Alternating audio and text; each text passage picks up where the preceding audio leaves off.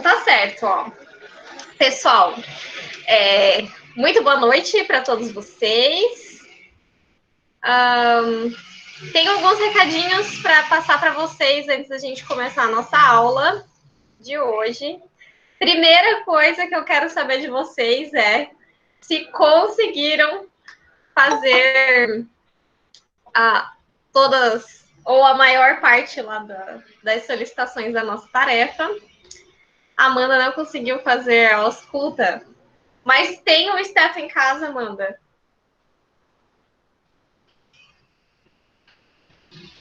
Sim, não consegui identificar os sons. Tranquilo, gente. Lembrando que a gente vai passar por todas as atividades práticas assim que a gente retornar. E este é o primeiro recado da nossa...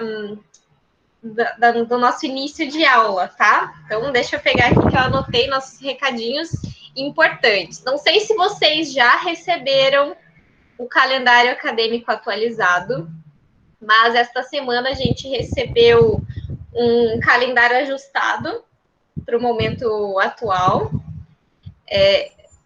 Pode ser que aconteçam algumas alterações ainda, mas hoje, dia 1º de abril, e isso é um fato, é verdade, esse recado que eu estou passando para vocês, tá? Isso é um fato. Temos novas datas estabelecidas no nosso calendário acadêmico. Então, ó, prestem muita atenção, anotem as datas. Retorno das aulas presenciais, dia 22 de abril. Dia 22 de abril vão começar as nossas aulas presenciais. Vou até colocar aqui no chat para vocês, ó. Retorno das aulas presenciais, dia 22 de abril, tá? Então, já anotem aí esta data. Já tem até promessa ali do Rodrigo. E claro que tudo pode acontecer, mas até o momento essa é a data que a gente tem de retorno das aulas, tá? O que vai acontecer, então? Até o dia 22, a gente vai continuar com os nossos conteúdos aqui online. E não tem barba, a promessa tá falha ali do Rodrigo. Hein? Então, assim que a gente retornar, a gente vai retomar toda a parte prática, tá? Para a gente revisar. Outro ajuste bem importante aqui para vocês, pessoal. Não vou fazer a prova prática nesse primeiro bimestre, tá? Não vai ter prova prática, porque não vai dar tempo da gente treinar em 3 aulas, no máximo que a gente vai ter aí antes da M1, tá?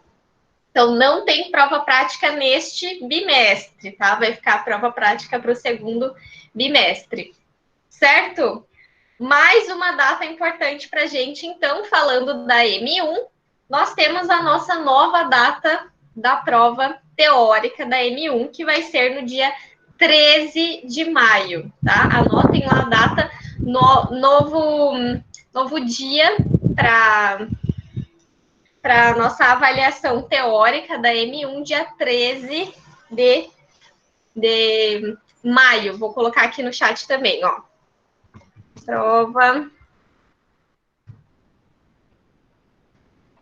teórica da M1, dia 13 de maio, beleza? 13 de maio. E temos uma resenha de um artigo, de um paper que eu vou passar para vocês hoje. E a entrega da resenha vai ser no dia 6 de maio. Então, vocês têm um mês para ler o artigo e escrever uma resenha bem bonita, bem argumentada, tá? Certo? Vou colocar aqui no chat também data para a entrega da nossa resenha, tá? Resenha, entrega dia 6 de maio. Então, temos as nossas novas datas, beleza?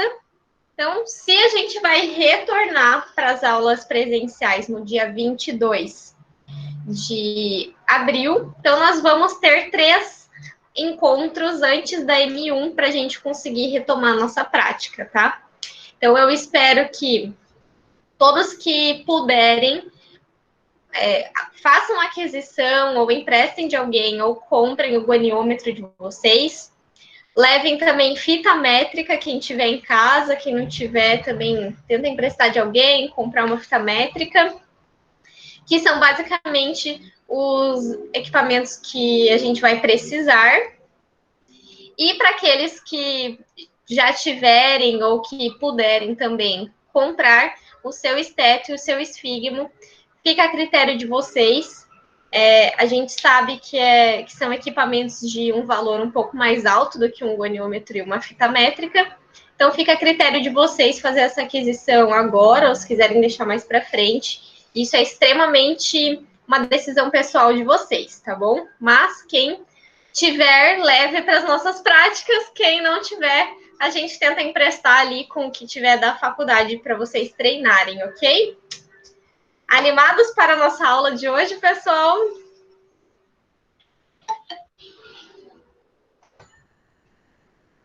Certo. Acho que foi tudo aqui dos nossos recadinhos. Muito bem. Vamos lá para... Ó, Tainara, senti um pouquinho de cinismo aí desse kkk. Vamos lá. Vamos começar para com a nossa aula de hoje. Muito bem.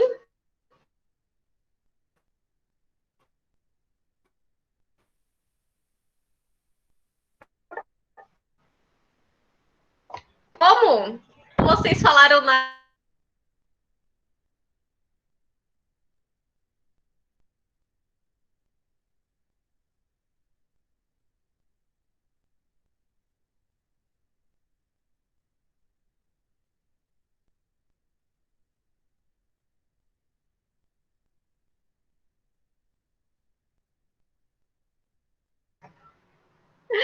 Voltei, gente. Retornei para a nossa aula.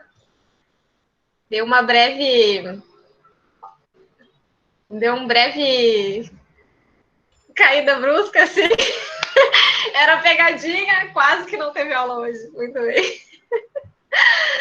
Não tem problema, já voltamos. Estamos aqui de novo. Certo? Então, como vocês me deram o feedback da semana passada, de que tinha muito conteúdo, né? Muito conteúdo condensado. Hoje é uma aula um pouco mais tranquila, aula sobre desempenho muscular. Tá? Basicamente, o que a gente vai ver hoje é os componentes que são avaliados do desempenho muscular, e a gente vai fazer agora no início uma revisãozinha do sistema músculo-esquelético. No final da aula, eu vou passar para vocês o paper da resenha, mas lembrem que o paper é lá para o dia 6 de maio, então tem bastante tempo, não se assustem. Vou passar um questionário para vocês também, com algumas perguntas gerais do sistema músculo-esquelético para vocês relembrarem. E no final da aula também tem uma tarefinha sobre desempenho muscular bem tranquilo para vocês fazerem, ok?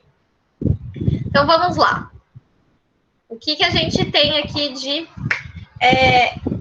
revisão da aula anterior, que provavelmente já ainda está fresco na cabeça de vocês fizeram aí durante a semana a coleta de dados. Então, o que a gente viu? Perimetria, que é a medida da circunferência de um segmento. Vimos medidas de comprimento de membro inferior, a medida real e medida aparente do comprimento de membro inferior. E o teste especial de Galeazzi, que também verifica o comprimento do fêmur e da tíbia, se existe uma discrepância. E vimos a goniometria, tá? Lembrando que tudo isso a gente vai repassar lá nas nossas aulas práticas a partir do retorno das nossas aulas presenciais, tá? Que está previsto para o dia 22 de abril. Então, vamos lá. Para fazer uma breve revisão aí do nosso sistema muscular, do muscular esquelético, no caso, né? Pensando que a gente tem aí um outro sistema muscular estriado esquelético, temos o cardíaco e temos os músculos que revestem os órgãos e sistemas, né? Então, partindo do princípio aí que a gente vai estudar o sistema músculo esquelético, a gente precisa relembrar alguns pontos importantes do tecido muscular esquelético, tá? Então, o músculo em geral, o tecido muscular, é o único tecido que ele é capaz de gerar tensão de forma ativa. O que é isso? O que é a tensão? A tensão nada mais é do que a aproximação do complexo proteico de actina e miosina que traciona todo o feixe muscular. E isso é feito através de uma sinapse, né? Então, através da chegada de um potencial de ação, acontece a nossa contração muscular, que é dada pela aproximação entre a actina e a miosina lá em cada pedacinho, em cada complexo do sistema musculoesquelético, certo? Então, é o único tecido que tem essa propriedade devido à sua estrutura, ao seu complexo proteico, que existe lá no citoesqueleto de cada fibra muscular, tá? As propriedades particulares desse tecido. Então, cada fibra muscular, ela possui extensibilidade, e a extensibilidade, ela é a capacidade deste tecido, dessa fibra, de aumentar o seu tamanho, ou seja, de se estender, né? De aumentar o seu tamanho a partir do ponto de repouso. E ela também tem uma capacidade chamada elasticidade. A elasticidade é a capacidade que esse tecido, que essa fibra tem, de retornar à sua posição original após ter sido esticada, né? Estendida. Então, a elasticidade é essa capacidade de retornar a sua conformação de repouso. Irritabilidade, que eu gosto de chamar mais de excitabilidade, por quê? Porque irritabilidade parece um termo mais nocivo, um termo que joga uma conotação meio ruim em cima do tecido, né? O tecido não é irritável ou estressado, não. O tecido ele é excitável. Por quê? Porque ele é capaz de transformar a chegada de um sinal elétrico a partir de um potencial de ação, ou seja, uma diferença no limiar de voltagem da membrana celular. E lembrem que essa voltagem de membrana, ela é dada pela característica que está ali próximo da membrana da célula, do perfil de íons que tem ali. Então, é o perfil de íons que vai conferir a voltagem daquela membrana, certo? Então, quando chega lá um potencial de ação, esse potencial de ação ele é capaz de mudar a voltagem da membrana e essa célula responde a esta mudança elétrica. E, por último, a última propriedade especial deste tecido é a capacidade de desenvolver tensão, que eu já expliquei anteriormente, que ele é dado basicamente pelo nosso complexo proteico de actina e miosina e todas as outras proteínas envolvidas neste complexo, tropomiosina, troponina, entre outras, tá? Vocês lembram da fisiologia da contração muscular? Escrevam aí no chat, quero ver, antes da gente passar para o próximo slide. Fisiologia da contração muscular, hein? Quem não souber vai ter que escrever um parágrafo aí descrevendo. Ninguém no chat, gente? Ninguém lembra da fisiologia da contração muscular? Não? Estão aí, pessoal? Me respondam. Me respondam, gente! Aí, veio.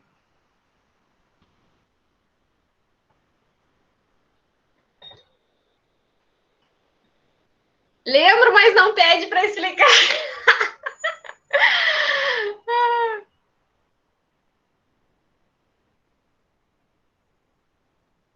Muito bem, então vamos lá. A gente vai relembrar hoje aqui na aula também um pouquinho, né, uma coisa bem rápida da fisiologia da contração muscular, tá?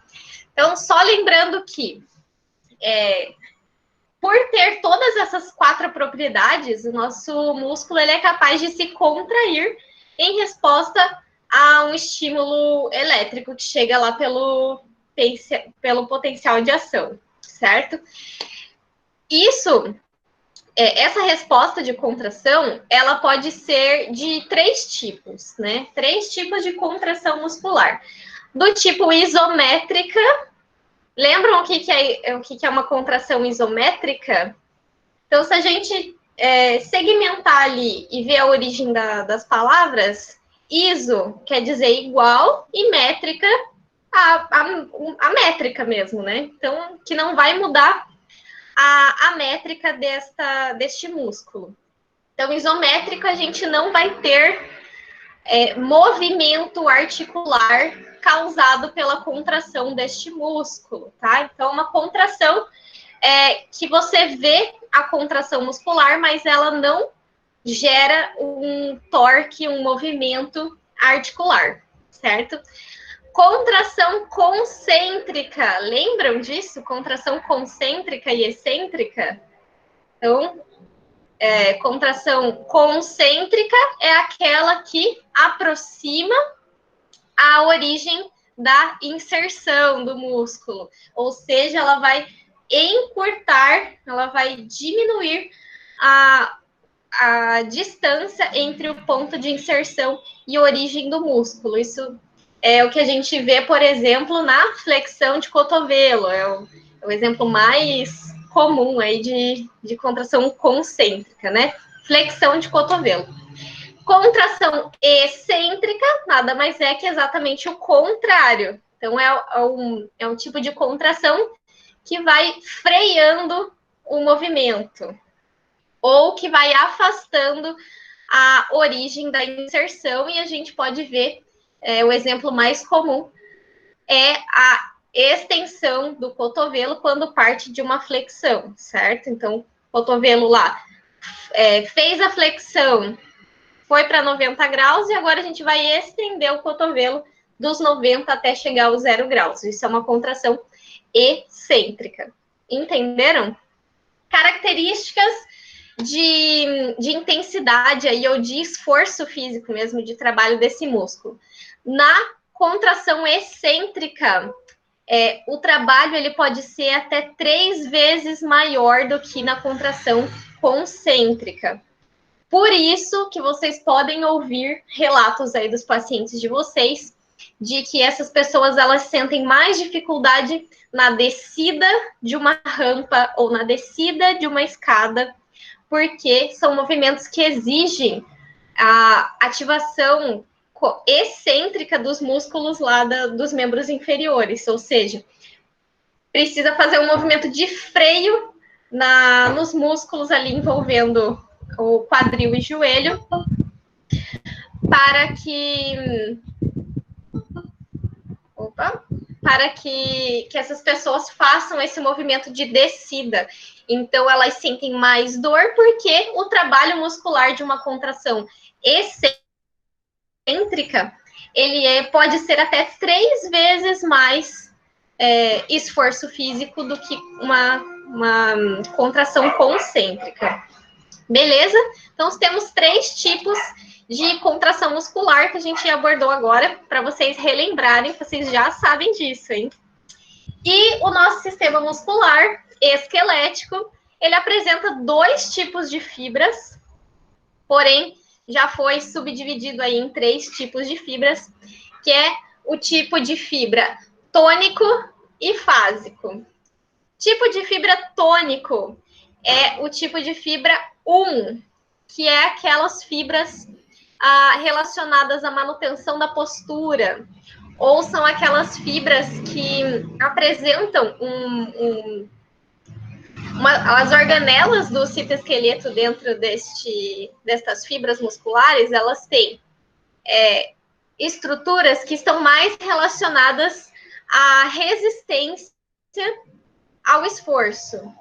Enquanto as fibras do tipo 2, que são fibras do tipo fásica, estão mais relacionadas a desenvolvimento de força, tá? Então, são menos resistentes. Lembrem lá, tipo 1 é mais postural, tipo 2 é mais do movimento ou do desenvolvimento de força, tá? Por que a gente tem subdivisões aí do tipo A e tipo B? E também tem subdivisões do tipo 2C, que, enfim, temos células satélites, outras coisas aí que o pessoal da fisiologia também já descobriu aí na ciência, né? Mas dentro do que a gente precisa rever, fibras do tipo 2A, qual é a diferença com o 2B? Nada mais é do que o tipo de força que ela desenvolve.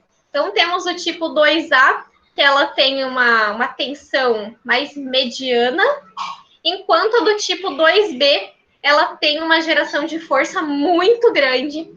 Então, e sempre vocês têm que imaginar que quanto mais força uma fibra desenvolve, mais ela consome energia, portanto, menos resistente ela vai ser. Então, uma relação de proporção inversa. Quanto maior a força que desenvolve, mais ela usa energia, menos ela tem resistência. Beleza? Entenderam isso? Aqui embaixo, na última linha da nossa tabela, está dizendo aqui a porcentagem de presença no músculo. Não se apeguem nestes valores. Por quê? Porque dependendo do tipo de músculo, dependendo de como esse músculo ele age no nosso corpo, ele vai ter diferentes proporções de fibras, tá? Então, músculos relacionados à manutenção da postura são muito mais ricos em fibras do tipo 1, em fibras do tipo tônica, porque eles estão, de fato, relacionados à manutenção da postura. Então, não vai ter 50% de fibras do tipo 1 e 34% do tipo 2A. Não se prendam a este número de porcentagem, tá? Enquanto fibras mais relacionadas ao desenvolvimento de força, por exemplo, bíceps, ele não vai ter 50% de fibras do tipo 1 em todas as pessoas. Você pega lá uma pessoa mais magrinha que tem um ventre muscular menor, ela vai ter uma determinada quantidade de fibras do tipo 1, mas vai ter uma determinada quantidade de fibras do tipo 2 também. Porém, aquele cara que é super treinado, que é o fisiculturista, vai ter muito, muito, muito mais fibras do tipo 2 e muito mais fibras do tipo 2B, porque ele vai treinar muito mais a execução de força muscular do que de resistência, tá bom? Então, lembrando que essas proporções, elas também são treinadas, porque a gente tem células satélites que respondem. Ó, o Rodrigo já se identificou ali com o cara magro, né, Rodrigo? Ou com o fisiculturista? Eu não sei. Então, são treináveis, tá? Então, por isso que o nosso sistema muscular ele é altamente adaptável. Ele vai se adaptar com o tipo de estímulo que a gente fornece. Beleza? E aqui eu coloquei um gráficozinho para vocês sobre a relação de força e comprimento, porque a gente precisa entender que existe um comprimento ótimo, onde as fibras musculares elas vão estar no seu pico máximo de geração de força. E isso acontece de uma forma mecânica mesmo, quando as fibras de actina e miosina elas têm a maior aderência, a aderência mais perfeita, tá? Do ponto de vista de número de conexões entre elas. Deixa eu ver aqui no chat o que mandaram. Eita, não tá abrindo? Vamos ver. As questões do tipo de fibra pode ser genética, sim, também, Letícia, muito bem colocado. Quando a pessoa tem o seu biotipo mais longilíneo, ela vai ter uma conformação de fibras do tipo 2 um pouco menor. E tem uma coisa que todo mundo vai pensar em alguém. Não tem alguém lá que é... Geralmente, quando você é criança, né, tem mais contato com isso, mas que a pessoa, o cara era bom em todos os esportes, era bom nos esportes de corrida, era bom nos esportes de força, era bom em todos os esportes, o cara era tipo super o atleta da turma. Esse cara provavelmente tinha uma maior conformação de fibras do tipo 2A, que é aquele tipo de fibra intermediária, e a pessoa se adapta muito bem para qualquer tipo de estímulo, tanto de força quanto de resistência. Então, geralmente, a gente vê bastante isso lá na época da educação física, da escola. As pessoas que têm um biotipo mais de resistência, mais de força, enfim. É muito bem posicionado aqui pela Letícia. Então, voltando aqui ao nosso slide. Então, existe um aumento da nossa amplitude de movimento, ou seja, do arco de movimento em que vai estar essa articulação, que posiciona as fibras num comprimento ótimo, ou seja, naquele comprimento muscular que vai gerar a maior força. E isso é independente para cada fibra muscular, mesmo que componha o mesmo ventre muscular, tá? Então, a gente tem... se você fizer uma secção transversa, a gente tem milhões de fibras musculares compondo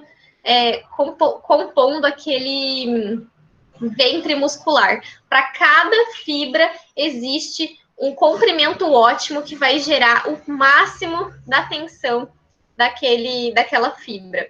Então, é exatamente isso que está demonstrado aqui nesse gráfico. Pensando aqui que cada fibra tem o seu comprimento ótimo. Ao longo do ventre muscular, existem diferentes posições ali da actina e miosina dentro de cada fibra, por isso que a gente consegue desenvolver força em diferentes ângulos de movimento, tá? Basicamente é isso. Então, existe essa relação de comprimento e geração de força. Vamos lá, aqui está a nossa linda e maravilhosa fisiologia da contração muscular. Então, para quem não lembra, vamos relembrar agora. Para quem não lembra, vamos relembrar agora. Isso daqui é lá a nível microscópico mesmo. Um terminal axônio próximo ali, inervando uma placa motora, tá?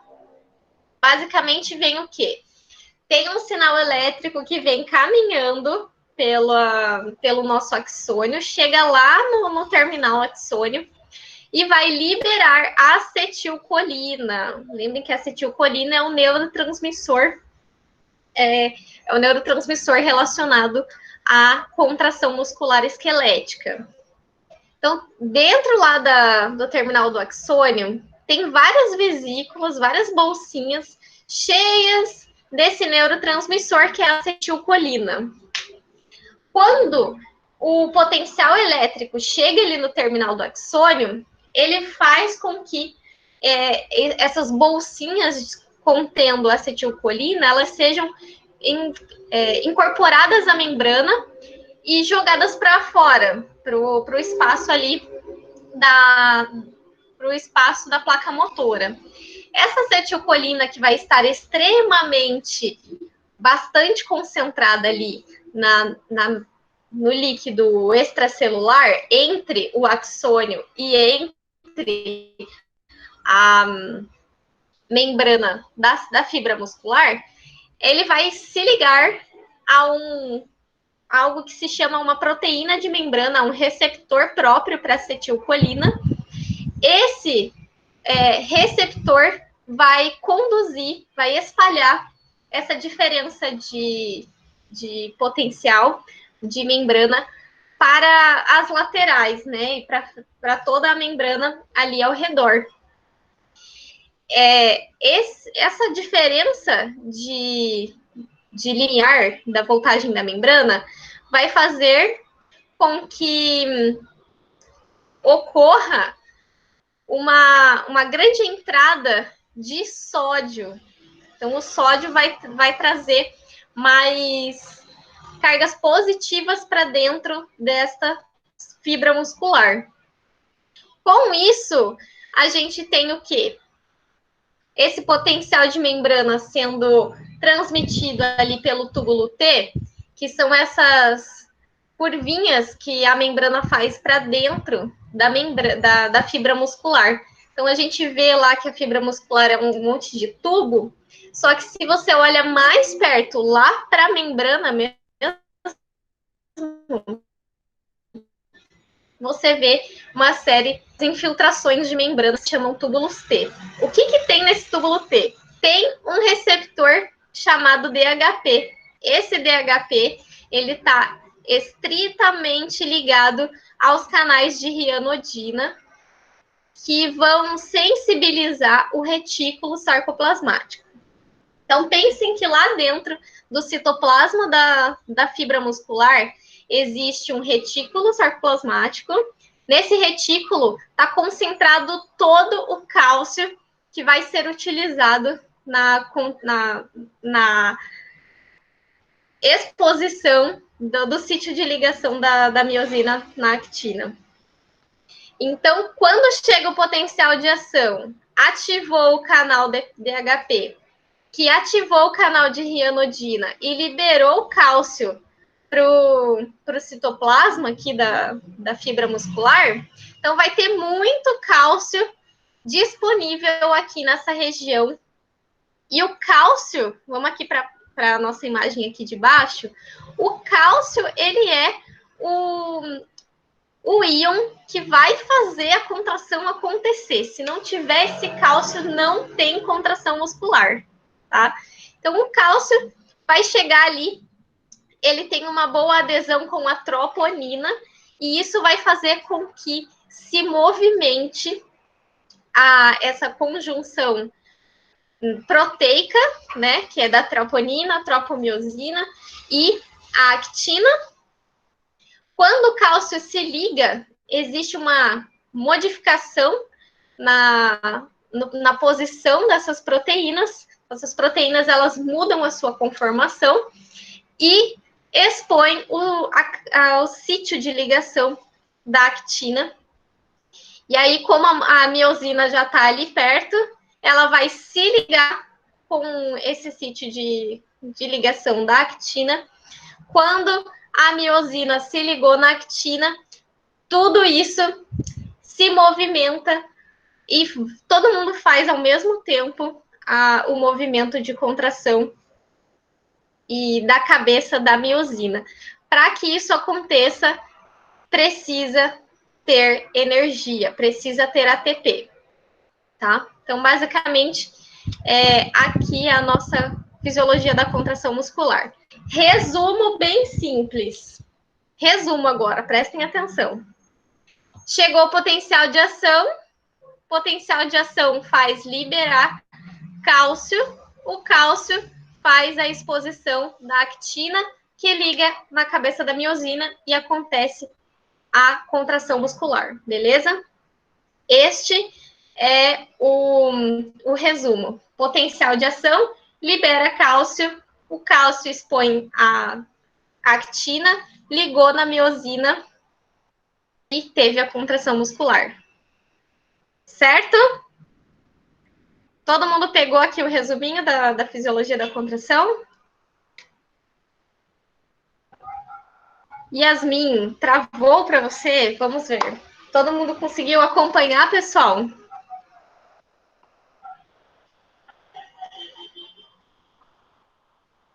Podemos continuar? Beleza. Então, mais uma vez, resumo. Beleza. Resumo aqui, ó, da nossa contração. Potencial de ação.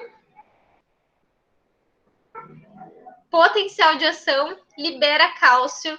O cálcio faz com que mude a conformação da actina, expôs o sítio de ligação da actina, ligou na miosina, gerou a contração muscular. Basicamente, é isso, tá? Vamos para o sistema ósseo. Então, o tecido ósseo, para quem não se lembra, tecido ósseo é composto por uma matriz óssea que é feita de material orgânico e material inorgânico. Boa, Letícia, muito bem. Tá aí o resuminho da fisiologia da contração muscular, tá? Se tiver lá na prova a pergunta da fisiologia da contração muscular, é exatamente este resuminho que a Letícia colocou ali pra gente no chat, tá? Certo?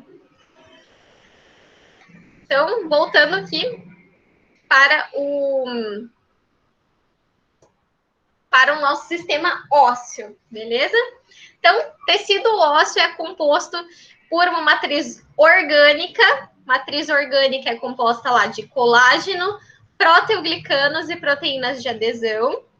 E matérias inorgânicas, que são basicamente, em extrema proporção, cálcio, fósforo, magnésio, sódio e potássio em menor quantidade, tá? Então, basicamente, é uma conformação de um tecido conjuntivo que é mineralizado por essas matérias inorgânicas, tá? Por esses sais minerais que a gente chama. Então, vocês lembram lá que no tecido ósseo a gente tem células osteogênicas, que são aquelas células tronco próprias para a formação de mais células ósseas. Então, essas células osteogênicas, elas são responsáveis pela ossificação do tecido. Os osteoblastos são responsáveis pela síntese de matriz óssea. Os osteócitos estão relacionados com a vascularização, oxigenação e nutrição desse tecido. Os osteócitos estão muito ligados aos vasos sanguíneos, tanto para captar nutrientes e oxigênio para espalhar para o tecido ósseo, quanto para devolver para o vaso sanguíneo os produtos metabólicos e o CO2 que foi produzido pela respiração celular, tá? Então, os osteócitos, eles vão ser relacionados com a oxigenação e nutrição deste tecido. Já os osteoclastos são aquelas células que têm enzimas que digerem os componentes da matriz óssea. Então, os osteoclastos estão relacionados com a reabsorção óssea, beleza? As duas células mais importantes que a gente tem que saber, tá lá no nosso gifzinho aqui em cima, na nossa imagenzinha que vocês já viram, imagenzinha aí das redes sociais, bem famosa, que osteoblastos constroem a matriz óssea e os osteoclastos reabsorvem a matriz óssea, tá? Então, como que eu fiz para lembrar se só tem um B e um C para diferenciar essas células? Vocês lembram do Pac-Man? Do joguinho do Pac-Man? A prof é muito antiga, né? Mas existia um joguinho chamado Pac-Man, que era uma bolinha amarela que comia várias outras bolinhas menores brancas. Então, o C do Pac-Man, come, come, come, é a célula que está relacionada com a reabsorção óssea. Foi assim que eu criei essa analogia, ouvi em algum lugar, não sei, e foi assim que eu gravei quais são as células de síntese e reabsorção óssea, tá? Então, osteoblastos tem o B, o osteoclastos, come, come, come, é quem vai fazer a reabsorção óssea, tá? Aqui no esqueminha de baixo, tem umas proteínas aqui de sinalização. Não vamos abordar isso aqui no momento, porque esses sinalizadores RENK e RENK-L estão ligados com a sinalização da matriz óssea. Não precisamos nos ater a isso no momento, tá? Vamos lá. Pensando agora na biomecânica. Pensando agora na biomecânica do sistema músculo-esquelético.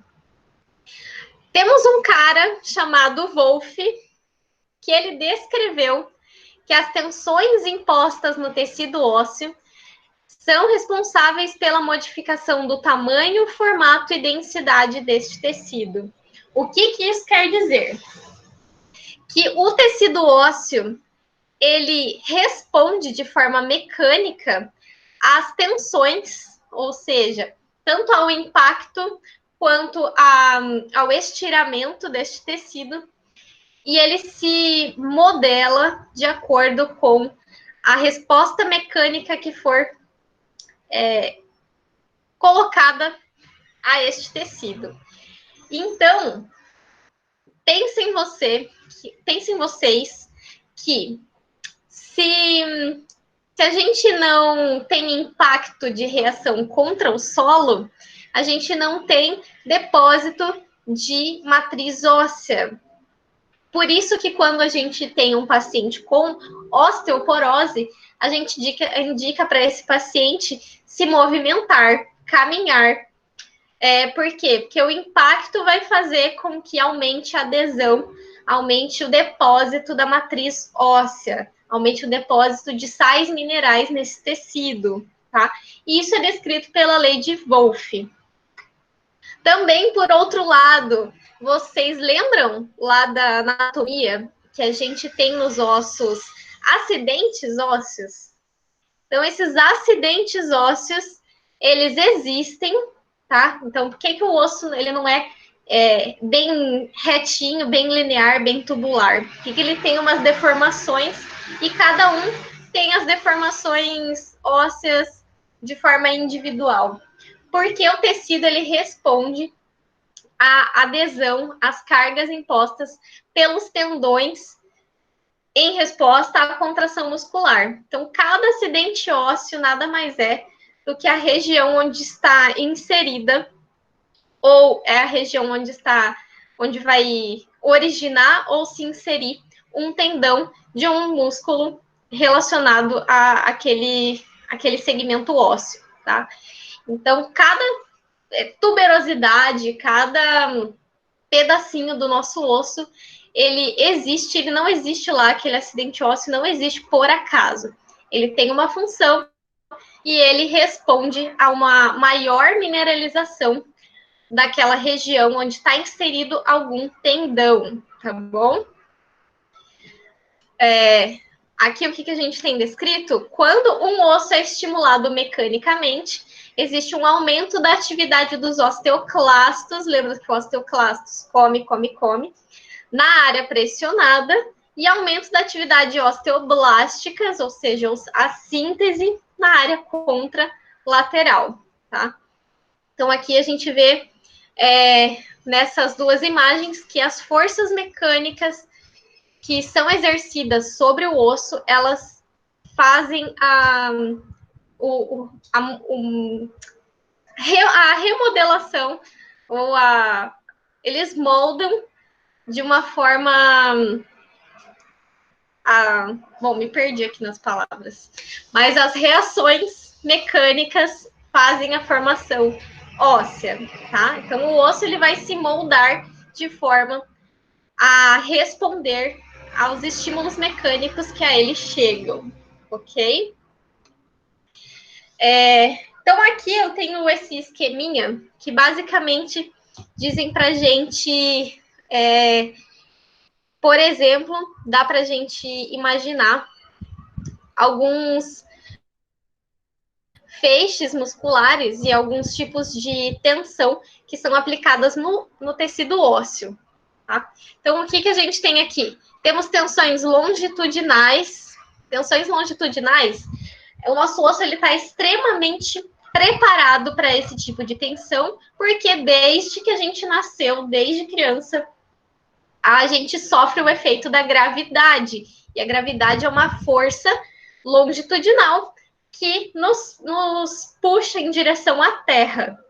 Então, desde que a gente começou a caminhar, gerando impacto de reação contra o solo, os nossos ossos eles vão se adaptando de uma forma a resistir a este impacto, né? Então, ele se adapta para ser extremamente resistente a este tipo de força de vetor mecânico. E aí temos aqui, pensem nesse ângulo de 30 graus, por exemplo, um músculo que se insere lá em uma tuberosidade mais proximal e vai se inserir numa região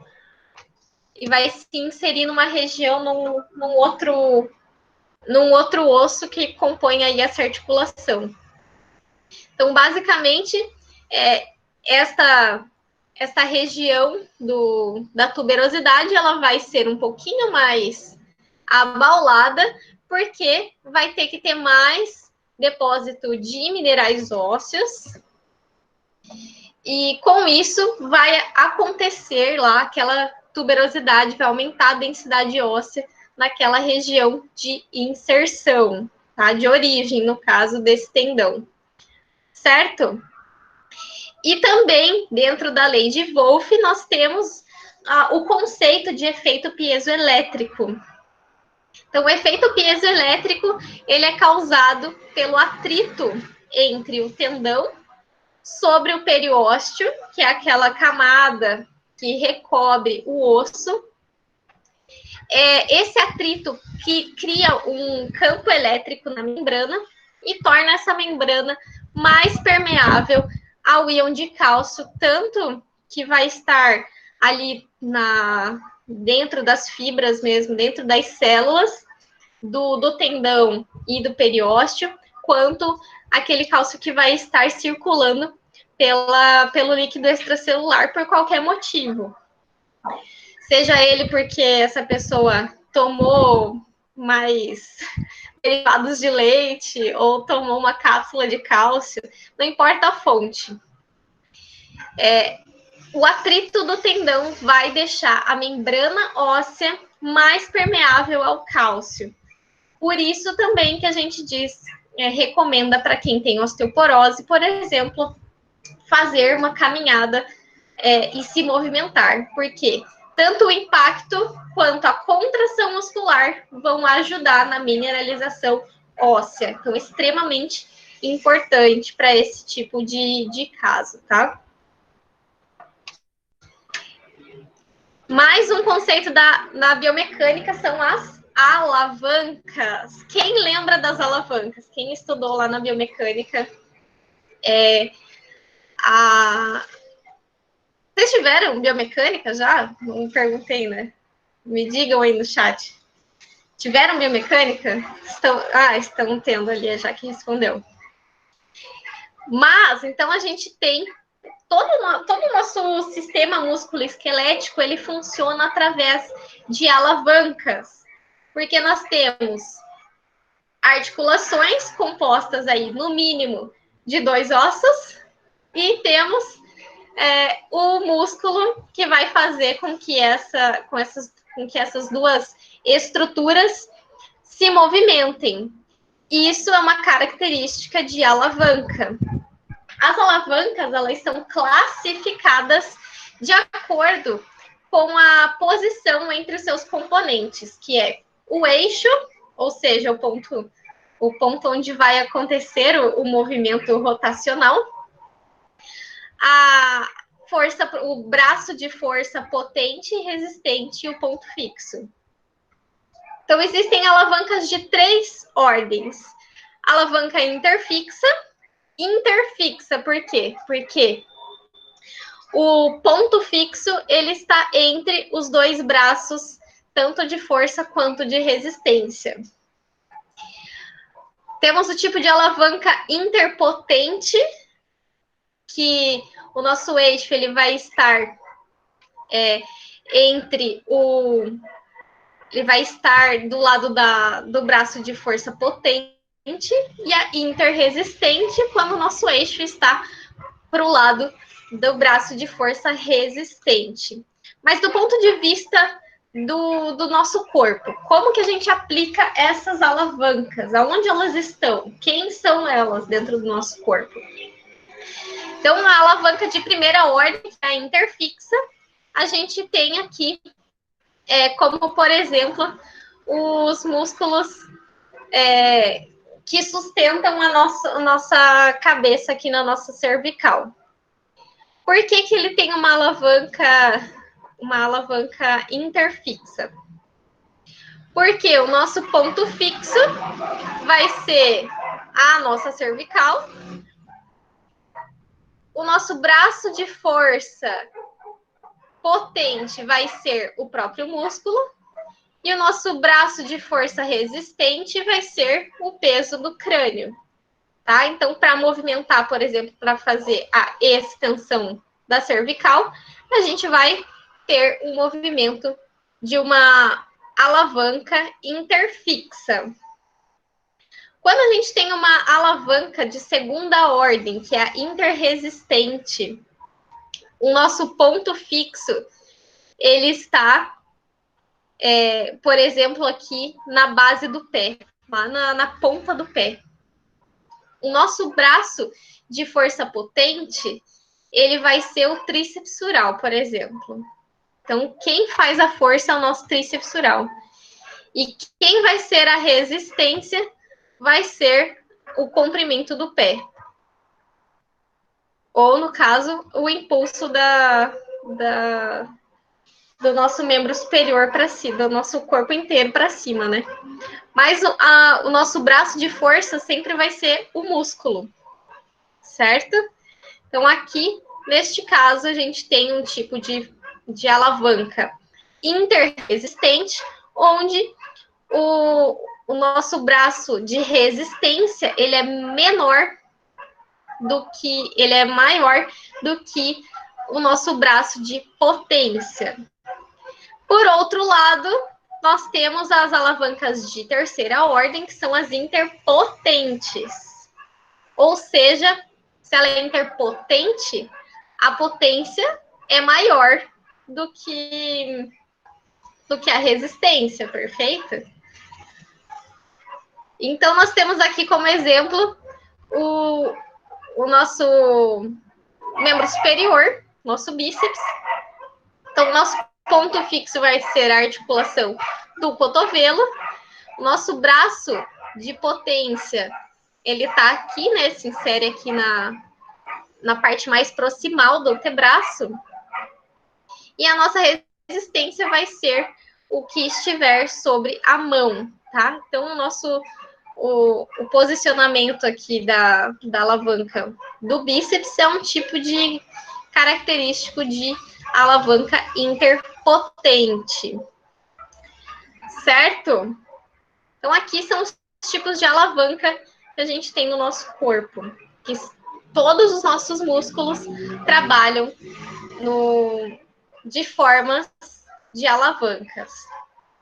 E o trabalho muscular, ele sempre vai ser desenvolvido por torque, porque todos os movimentos das nossas articulações, eles são rotacionais, ou seja, ele tem um movimento angular em torno de um eixo. Por isso que, pensando aí do ponto de vista do trabalho muscular, a gente tem trabalhos desenvolvendo torque. Beleza? Querem fazer algum comentário aí antes da gente começar aqui as definições de desempenho muscular? Vamos tentar desenvolver aí mais um pouco. Então, o desempenho muscular nada mais é do que a habilidade de um músculo de realizar trabalho. Então, lembrando o que eu falei, que um trabalho ele pode ser linear ou rotacional. Todos os trabalhos musculares do nosso corpo gera torque. Gera torque porque todos os nossos movimentos são rotacionais, né? Ou são angulares. E o que se estuda dentro do desempenho muscular são os componentes de força, resistência e potência muscular. O que são esses três componentes? Então, força muscular nada mais é do que a força exercida por um músculo para vencer uma resistência, certo? Então, como que a gente mensura a força muscular? Através de teste muscular manual, que é o que a gente vai ver na aula de hoje, na segunda parte, ou dinamometria, que pode ser manual, isocinética, e entre outras formas, tá? Potência muscular nada mais é do que o trabalho produzido por unidade de tempo, então é trabalho pelo tempo, e resistência é a habilidade do músculo de manter as suas contrações sem fadiga. Isso pode ser uma série de contração e relaxamento ou a sustentação da sua contração. Isso é a resistência muscular. Beleza? Foi os três conceitos, né? Então, teste isométrico resistido é um tipo de teste para a gente avaliar a força muscular. Ele é utilizado para tentar esclarecer qual tipo de tecido está envolvido com a queixa principal do nosso paciente. E pensando que ele vai, assim, direcionar para saber se essa lesão está envolvida com tecidos contráteis, que são músculos e tendões.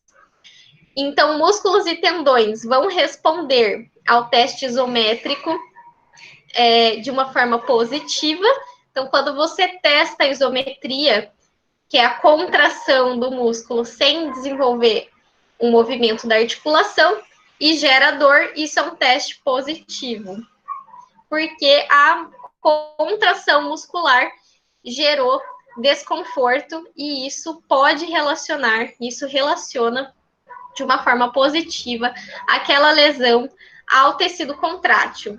Quando você faz o teste isométrico e não gerou dor, isso pode sugerir que as estruturas que estão envolvidas nessa lesão estão relacionadas com os tecidos que não são contráteis, sejam eles superfície articular, cápsula articular, ligamentos, meniscos, tudo que não está relacionado com o músculo ou tendão, tá?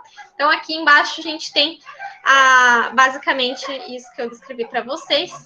Quando você faz um teste isométrico resistido, a presença de dor sugere o envolvimento dos tecidos músculo e tendão, dependendo da localização da dor. A ausência de dor sugere envolvimento de componentes articulares que não estão relacionados com os tecidos contráteis.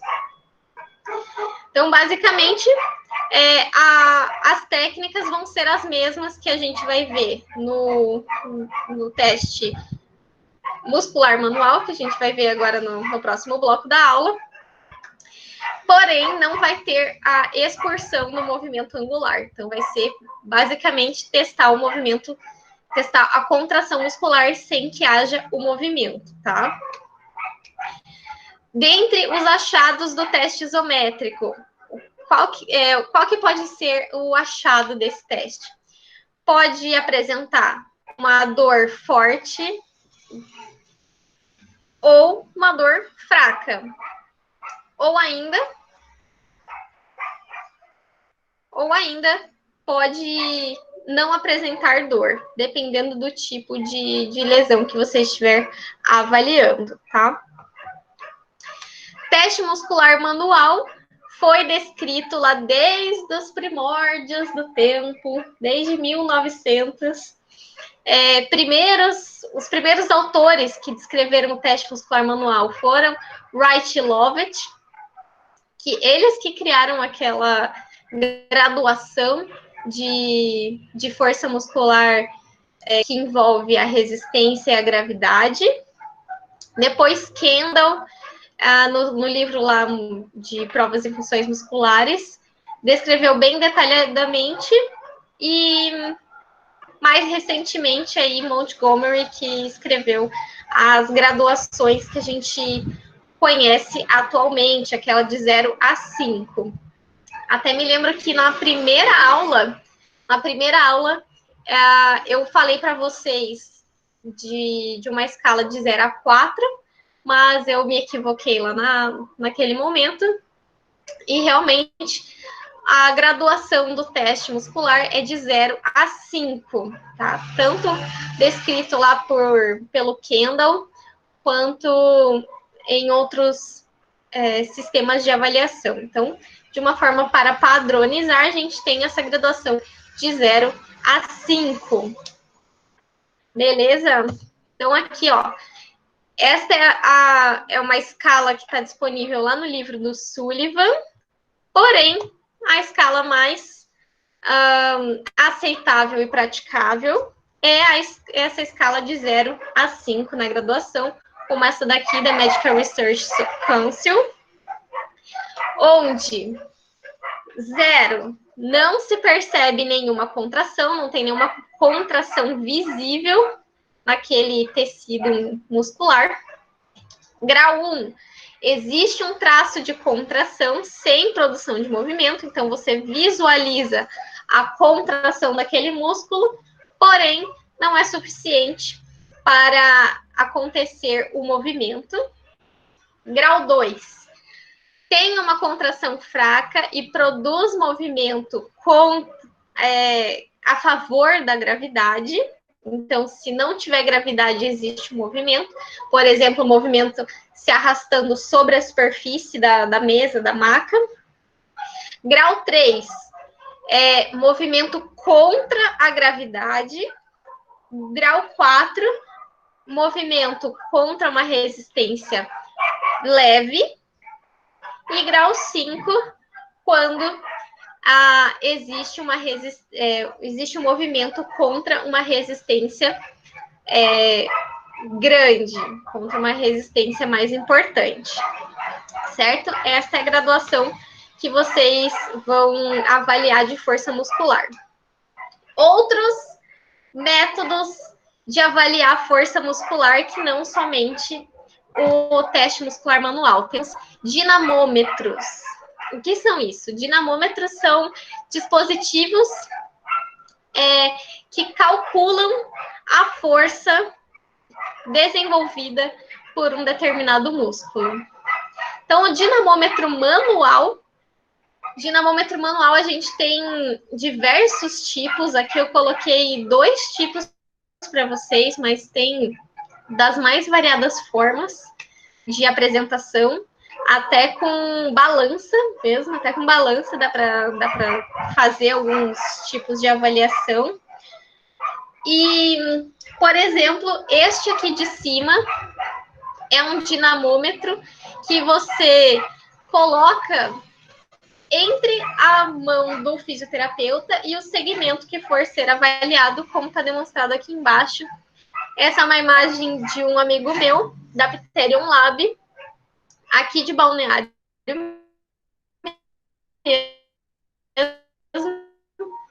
E ele faz análises biomecânicas lá no laboratório dele. E aqui ele usa elásticos ou faixas rígidas mesmo para ajudar a esse indivíduo a não fazer o movimento, fazer a contração isométrica.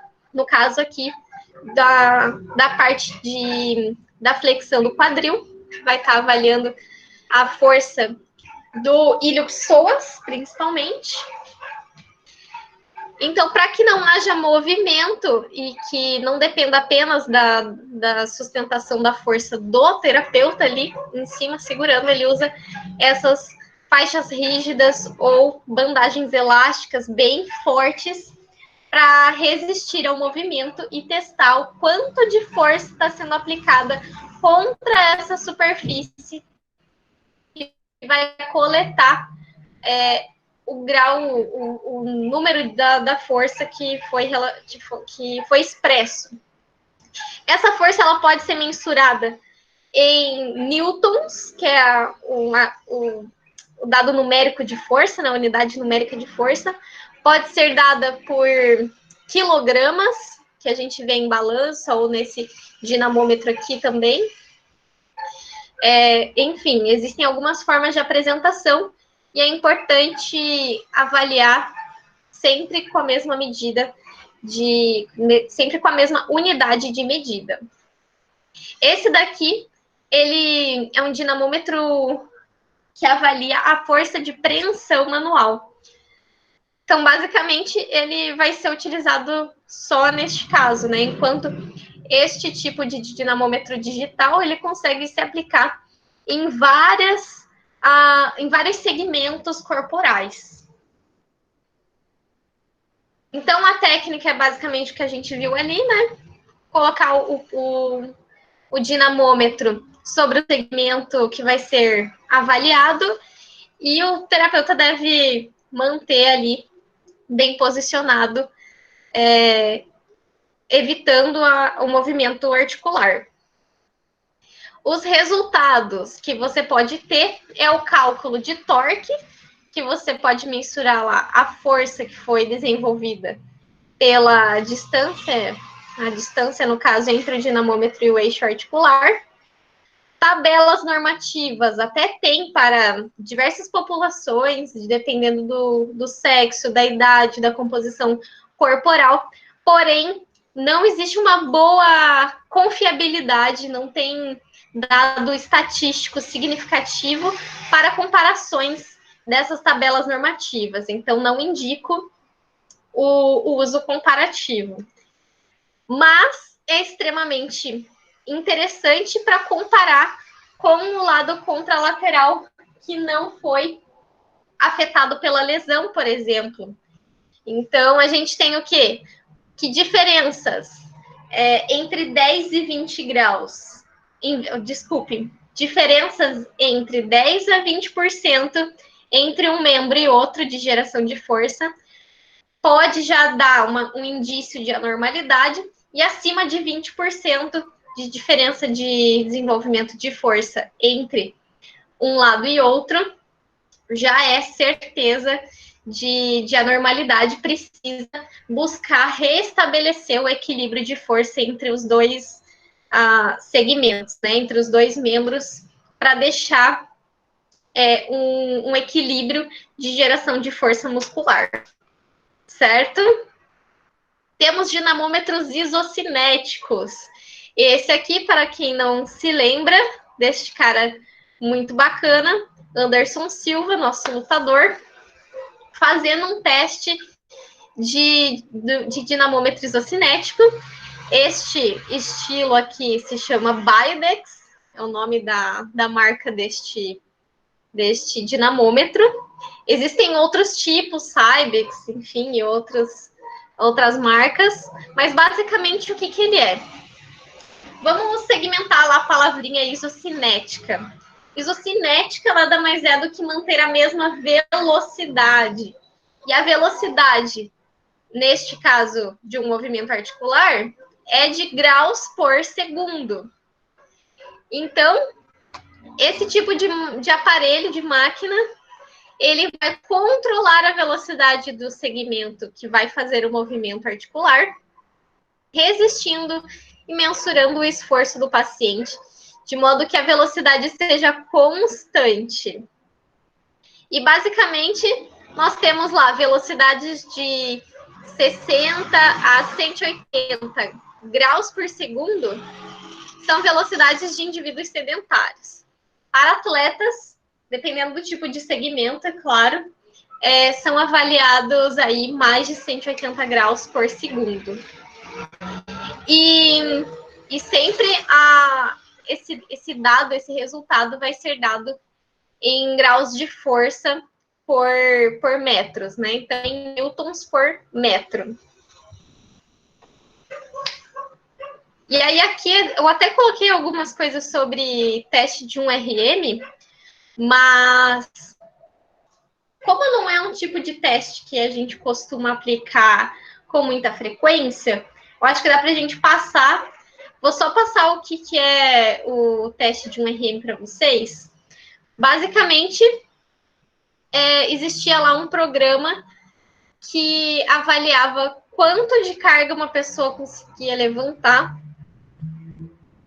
uma estimativa máxima de quanto de carga uma pessoa conseguia levantar em algum exercício. Podendo ser ele, como esse desenho aqui ilustrado, um supino reto, num agachamento, em qualquer atividade. Então, para avaliar um RM, você tem que encontrar a carga máxima que esse indivíduo apresenta em um movimento articular. O 10RM, que no caso são as repetições máximas, é uma carga que esse indivíduo consegue fazer 10 repetições com determinada carga, nada mais, nada menos do que 10 repetições.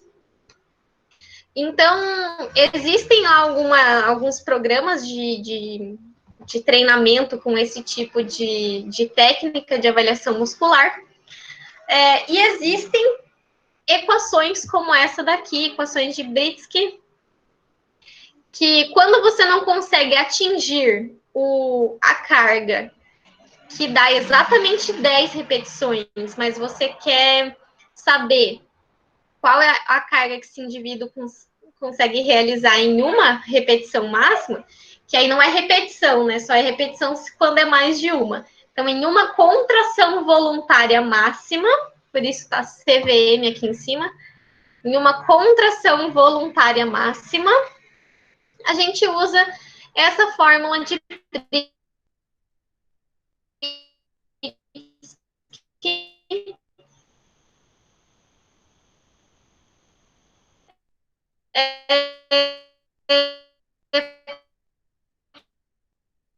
para corrigir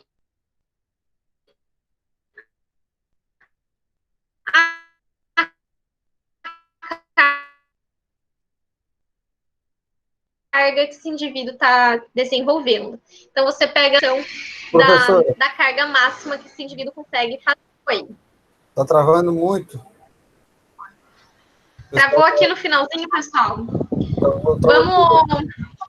Vamos dar um pause na nossa aula. Vamos voltar 8h30, tá? 8h30 voltamos para ver todos os testes de força muscular, tá? As provas de função muscular, beleza?